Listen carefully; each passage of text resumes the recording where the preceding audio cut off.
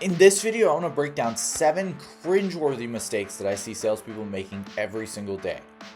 If you don't know me, I'm Zach Bordeaux. I coach online coaches on how to be better at sales and how to scale their business.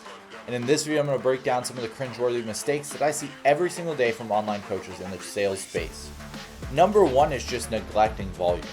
About a year ago, I was paying my mentor to do content, and I looked at the DMs inside of my Twitter.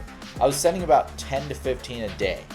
So we had our weekly Zoom call, and I hopped on with him and I said, I just don't know what's happening. These videos just aren't performing. I don't know why they're not working. The systems are bad. The content's bad. Something's wrong. Maybe I'm bad at this. No, I just wasn't sending enough volume. He said, yeah, you should really be sending like 100 to 150 a day, which is 10 times what I was sending at the time. And I really took that to heart and started sending that 100 to 150 a day. And I was able to close my first client very quickly after doing that. Listen, sales is a numbers game. The more people you can get on a call, the more people you'll be able to close. So if you aren't playing it as a numbers game, you're playing it wrong. The more quantity, the more opportunity you have to sell. A lot of people ask me quality or quantity, which one's more important? And I think that they're both important and you can have both of them exist at once. And to say that they can't is just stupid. So you should have a very high quality message, but you should also be sending out a ton of quantity when you're first getting started.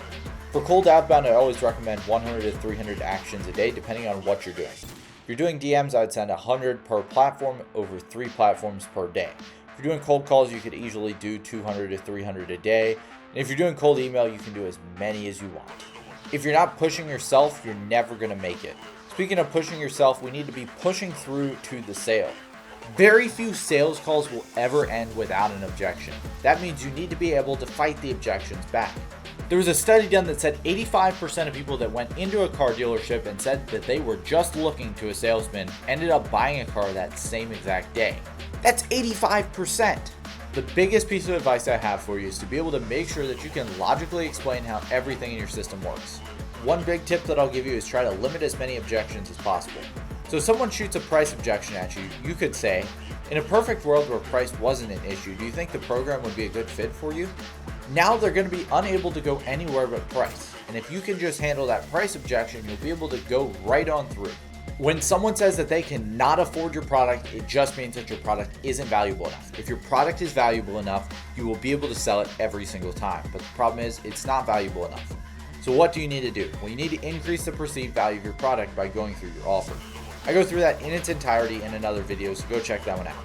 Remember that if your product truly changes lives, you need to sell. It's your obligation to sell as much as possible. You're helping people out. Number 3, you need to be able to build certainty around all 4 of these things. First of all, your product needs to be relevant. Your prospect needs to need your service. Next up, you need to manage your reputation well between yourself and your company. If someone doesn't trust you or trust the company, they're not going to buy. You need to make the client also certain that they can get results, meaning that they have a very high likelihood of achievement. And then the last thing is rapport. This is just trust in general. So those 4 are relevant, reputation, results, and rapport. If you can make them certain on all 4 of these things, they will feel stupid saying no to you. There's 4 parts of a sales call. First, we have the discovery stage where we meet and qualify the prospects. In some cases, we call this the triage call, or the first call before the close. Number 2 is the presentation, where you actually present your solutions to their problems. You're going to target all of their pain points really hard and make them desire your product. 3 is the price, where we unveil what the price is and show them price versus cost. And number 4 is the objections. Remember, you just need to push through. You have the control in parts 1 through 3, and it's your job to maintain that control in part 4.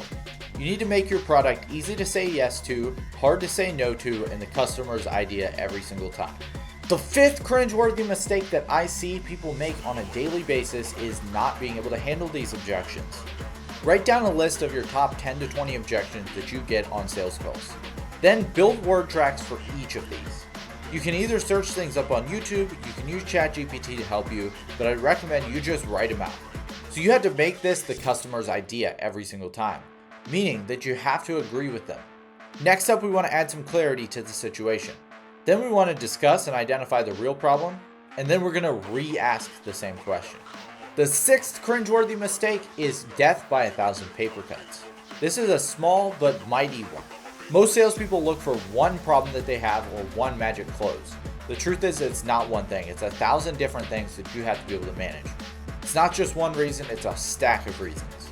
And the last cringeworthy mistake, and the best one in my opinion, is showing versus telling. I hinted at this earlier, but you have to make it the customer's idea every single time. Don't tell the prospect what their problems are. Make them realize their problems on their own. One strategy I used to do this is problem retargeting. I made a full video on it that you can find right here. Essentially what I do is ask them their problems, but like I said, I'll explain more of it right here. You can also subscribe to the channel right here, and I will see you in the next video.